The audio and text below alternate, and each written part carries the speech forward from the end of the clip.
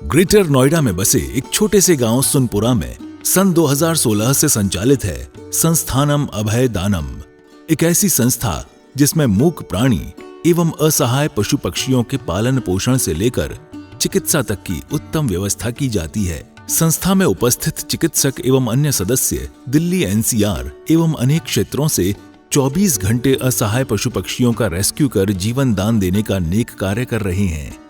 संस्था में ज्ञान दानम गुरुकुल भी चलाया जा रहा है, जहां छोटे बच्चों को लौकिक शिक्षा के साथ जैन धर्म एवं जीवन उपयोगी संस्कार भी दिए जा रहे हैं।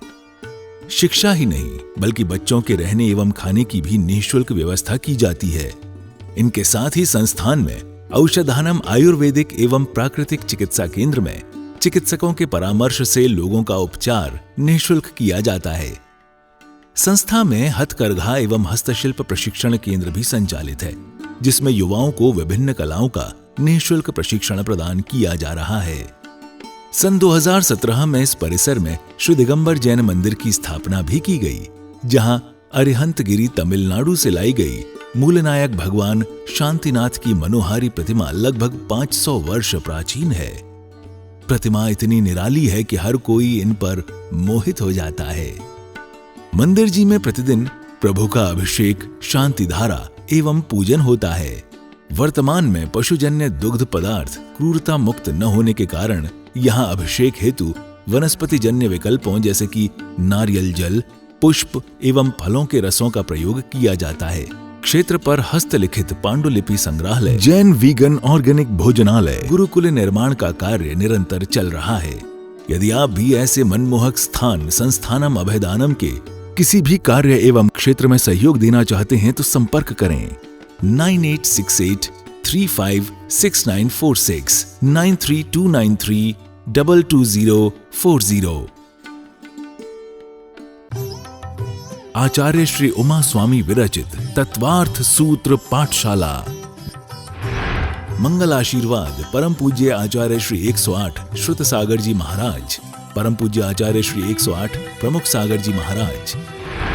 प्रेरणा स्रोत परम पूज्य मुनि श्री 108 प्रणम्य सागर जी महाराज एवं परम पूज्य पाठशाला प्रणेता मुनि श्री 108 हनुमान सागर जी महाराज। नमन करता स्वर्गीय श्री उमाशंकर जैन गाजियाबाद वाले।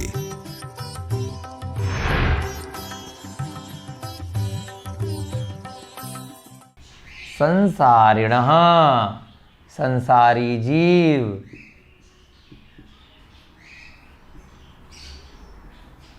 त्रस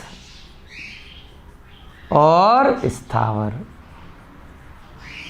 ये दो प्रकार होते हैं। त्रस स्थावर से श्रेष्ठ होते हैं क्योंकि उनमें आत्मा के सभी उपयोग पाए जाते हैं। स्थावर में मात्र एक इंद्रिय होती है, स्पर्शन इंद्रिय, इसलिए उसमें आत्मा के सभी उपयोग नहीं लग पाते। लेकिन जो त्रस जीव हैं, चाहे वो चींटी हो, मच्छर मक्खी हो, यानी कि एक इंद्रिय से श्रेष्ठ हो गए, तो उनमें आत्मा के सभी उपयोग पाए जाते हैं। अर्थात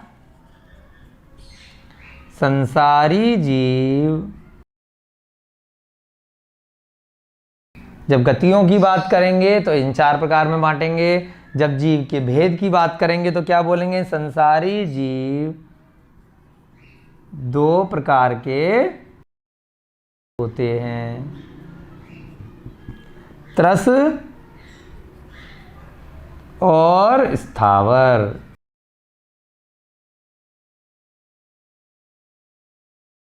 समझने की दृष्टि से हमने लिखवा दिया आपको यहाँ पर कि स्थावर में कौन से आएंगे और त्रस में कौन से आएंगे। अगले सूत्रों में आचार्य महाराज स्वयं इसके बारे में बताएंगे। त्रस जीव स्थावर से श्रेष्ठ होते हैं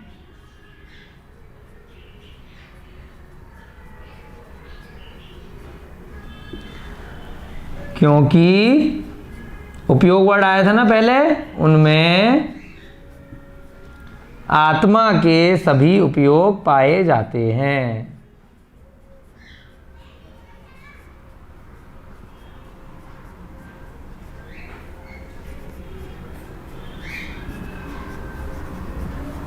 अब वो सब कैसे बन गए बेचारे, एक इंद्रिय, दो इंद्रिय, तीन इंद्रिय, चार इंद्रिय पर्याय में उन्होंने ऐसे कर्म किए पिछले भवों में। 6 डाला में पंडित दौलत राम जी ने बहुत अच्छे से बताया है पहली अध्याय में कि देवता भी अगर जो है कषाय के साथ मरण करते हैं, संक्लेश परिणामों में मरण करते हैं कि अब मेरी देवगति समाप्त होने वाली है, हाय राम अब मेरा क्या होगा, यहाँ के सारे सुख सारा वैभव मेरा समाप्त हो जाएगा, और अगर वो संक्लेश परिणामों से उनका मरण हो जाता है तो कहाँ देवगति और कहाँ स्थावर गति, वो आकर सीधे वनस्पति कायिक जीवों में जन्म ले लेते हैं। और पता नहीं कितनी मुश्किलों से तो पहले उस एक इंद्रिय पर्याय से निकल कर देवगति में पहुँचे थे और फिर से जाके वहीं पड़ जाते हैं, फिर दोबारा से वो अनादिकाल का चक्र फिर शुरू हो जाता है। तो हमें बहुत मुश्किल से मनुष्य गति मिली है, कैसे कैसे हम निगोदिया जीव से निकले हैं, एक इंद्रिय पर्याय से निकले हैं, कितने कितने कष्टों को भोगते हुए कैसे कैसे आत्मा में परिवर्तन आया, परिणति हुई और हमारे कर्मों का बंधन छूटा। 1 से 2, 2 से 3, 3 से 4 और पंचेंद्रिय में भी हम मनुष्य बने हैं, संगी बने हैं। जिन धर्म का हमें समागम मिल रहा है तो हमें ऐसी अपॉर्चुनिटी को, ऐसे मौके को व्यर्थ में गंवाना नहीं है। तो यहाँ पर इन्होंने बताया है कि जो स्थावर जीव हैं उनसे तो त्रस जीव बहुत श्रेष्ठ हैं। ये जो कमरे में हम हैं या जिस कमरे में आप बैठ के पढ़ रहे हैं, जहाँ पर भी, उसमें ठसाठस स्थावर जीव, वायु का एक भी, वनस्पति का एक भी, जल का एक भी, अग्नि का एक भी और पृथ्वी का एक भी, सभी ठसाठस भरे हुए हैं। उनसे तो जो कीड़े मकोड़े आपको दिखाई दे रहे हैं, मच्छर मक्खी, वो उन स्थावर से श्रेष्ठ हैं, उनसे भी श्रेष्ठ हैं हम सब मनुष्य। तो त्रस जीव भी, अब ये सब कैसे बनते हैं, सब अपने अपने कर्मों से बनते हैं, है ना। किसी ने किसी को कुछ नहीं बनाया, सब जैसे जैसे कर्म पूर्व भवों में करेंगे वैसे वैसे उन्हें अगले भवों में पर्याय मिलती जाएगी। तो हमें जितने अपने पिछले कर्म किए थे उसकी वजह से हम सभी आज मनुष्य बने हैं। तो हमें उस पर्याय को, हमें मान कषाय के साथ में कि हम तो सबसे श्रेष्ठ हैं, हम जो चाहें कर लें, पहली बार ये जीवन मिला है, बाद में पता नहीं मिले ना मिले, तो हम सबको लूटें, खाएं और मौज लें। ऐसी प्रवृत्ति जो जीव करते हैं वो ही बाद में वापस से उन्हीं दोबारा से जो निम्न गतियां हैं, त्रियंच गतियां हैं, स्थावर गति है, वहाँ चले जाते हैं। जो ज़्यादा बुरा काम करते हैं वो सीधे सीधे नरक गति में चले जाते हैं। वहाँ की पीड़ा को तो शब्दों में हम लोग बयान ही नहीं कर सकते कि कितना कष्ट है नारकी जीवों को, वो आगे के अध्यायों में और डिटेल में आएगा। अब 13वां सूत्र करते हैं, पृथ्वी अप तेजो वायु वनस्पतयः स्थावरा।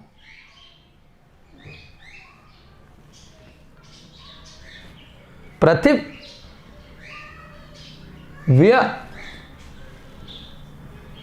तेजो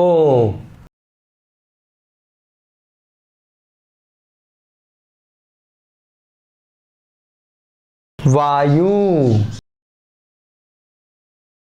वनस्पतयः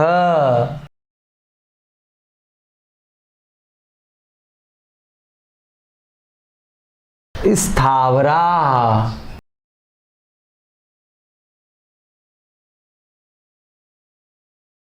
अब यहां पर बता दिया इन्होंने कि 2 प्रकार के होते हैं, त्रस और स्थावर।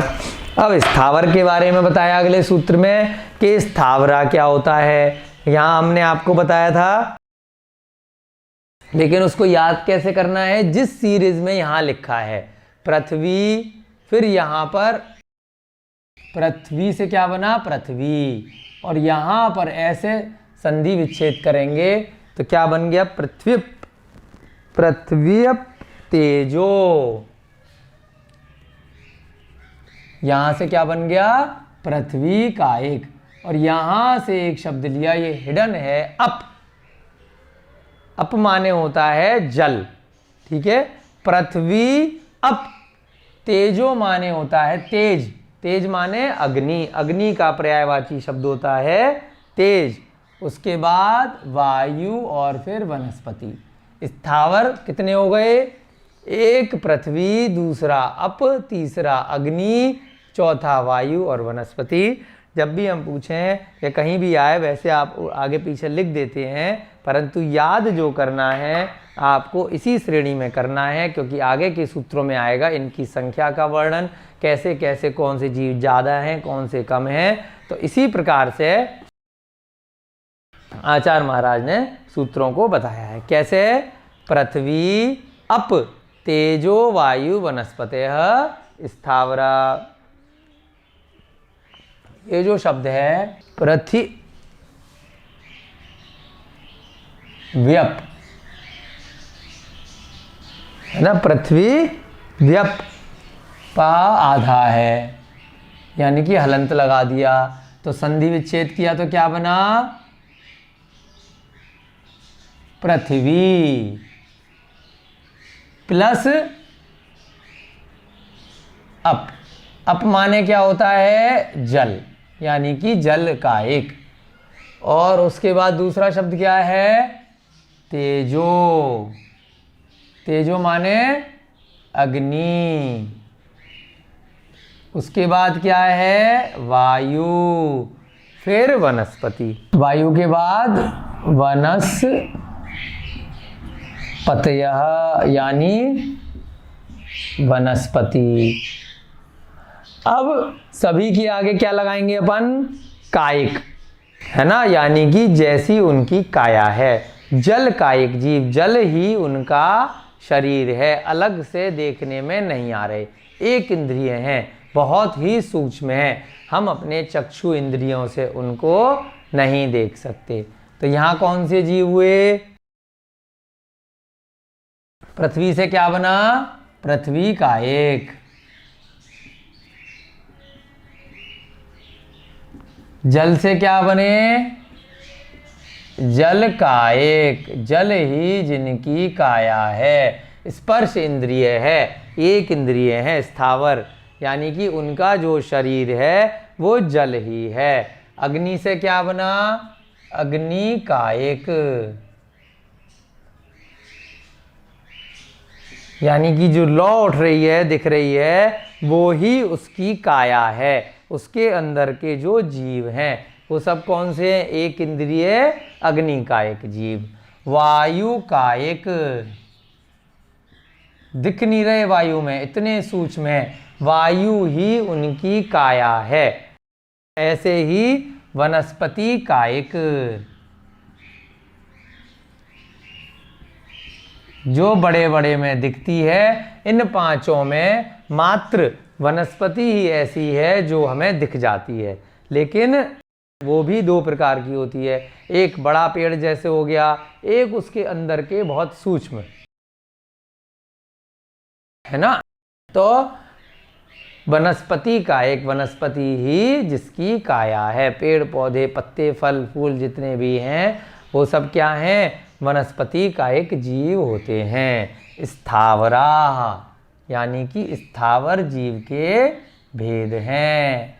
कौन कौन से? ये पांचों स्थावर जीव कहलाते हैं। स्थावर जीव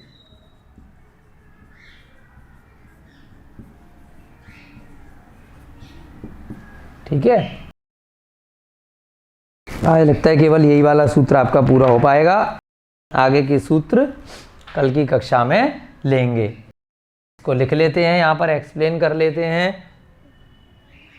यहाँ वाला आपके समझ में आ गया ना अच्छे से? स्थावर माने एक इंद्रिय जीव, और त्रियंच के अंदर स्थावर भी आ गए, और मनुष्य, देव और नारकी के अतिरिक्त वो सारे आ गए।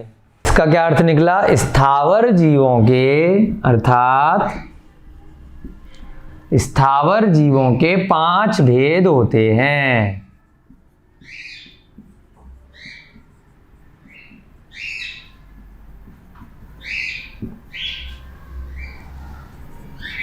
कौन कौन से? पृथ्वी का एक,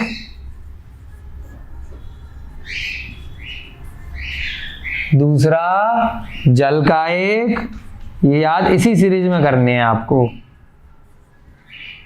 तीसरा अग्नि का एक,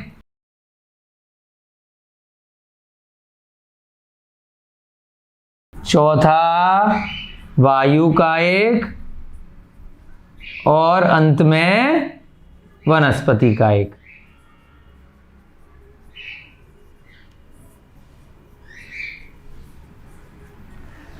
ये सभी एक नाम कर्म होता है जो 8वें अध्याय में नाम कर्म के आप प्रकार में पढ़ेंगे कि ये सभी स्थावर नाम कर्म के उदय से होते हैं। और इसको एक्सप्लेन कल की कक्षा में कर लेंगे कि ये कायिक क्या होता है, काय क्या होता है, और जल क्या होता है, और जलजीव क्या होता है। तो इस प्रकार से 4 भेदों में और इसको बांटा गया है। इन सभी के मात्र स्पर्शन इंद्रिय होती है। ये सब चीज़ आपको कल और डिटेल में लिखवा देंगे। फिर आगे की सूत्र जो आपकी त्रस के बारे में भी लिखवाया था, अभी त्रस के बारे में भी चर्चा कल के सूत्रों में करेंगे। आज के लिए इतना ही। जय बोलिए भगवान महावीर स्वामी की जय। बोलिए अनंतानंत सिद्ध परमेश जी भगवानों की जय। बोलिए आचार्य भगवान श्री उमा स्वामी जी महाराज की जय। बोलिए चारित्र चक्रवर्ती श्री शांति सागर जी महाराज की जय। बोलिए आचार्य भगवान श्री विद्यानंद जी मुनिराज की। सभी को जय जिनेन्द्र, जय दू जड़ंद हो। प्राकृतिक वातावरण में स्थित है। यहाँ बहुत सुंदर हसमुख प्रतिमाएं नेमिनाथ भगवान की, मुनीश्वरनाथ भगवान की दर्शन करके मन प्रफुल्लित हो जाता है। यहाँ पे गौशाला चल रही है, पशु पक्षियों के लिए प्राकृतिक वातावरण है और खाने की भी यहाँ उत्तम व्यवस्था है। बहुत ही अच्छा लगा, बार बार आने का मन कर रहा है। तीर्थंकर लेनी आना चाहिए। सभी जैन बंधु यहाँ पधारे और दर्शन करके अपने आप को कृतार्थ माने, धन्य माने। नदी के अंदर से ये प्रतिमा निकली है, ये पूरा मंदिर नदी में से निकला है। आप सभी को यहाँ के दर्शन करने चाहिए और जरूर से आना चाहिए। यहाँ पे गौशाला और हथकरघा का काम भी चलता है और बहुत ही अतिशयकारी प्रतिमा है, बहुत ही सुंदर, जिसको देखते ही मन ऐसा करता है कि बार बार यहाँ मंदिर आए और बार बार दर्शन करें। प्रतिमा इतनी अतिशयकारी है कि दोबारा वापस मंदिर फिर दर्शन करने आए हम लोग। आचार्य श्री उमा स्वामी विरचित तत्वार्थ सूत्र पाठशाला। मंगल आशीर्वाद परम पूज्य आचार्य श्री 108 श्रुत सागर जी महाराज, परम पूज्य आचार्य श्री 108 प्रमुख सागर जी महाराज। प्रेरणा स्रोत परम पूज्य मुनि श्री 108 प्रणम्य सागर जी महाराज एवं परम पूज्य पाठशाला प्रणीता मुनि श्री 108 अनुमान सागर जी महाराज। नमन करता स्वर्गीय श्री उमाशंकर जैन गाजियाबाद वाले। प्रायोजक ज्ञान दानम गुरुकुल।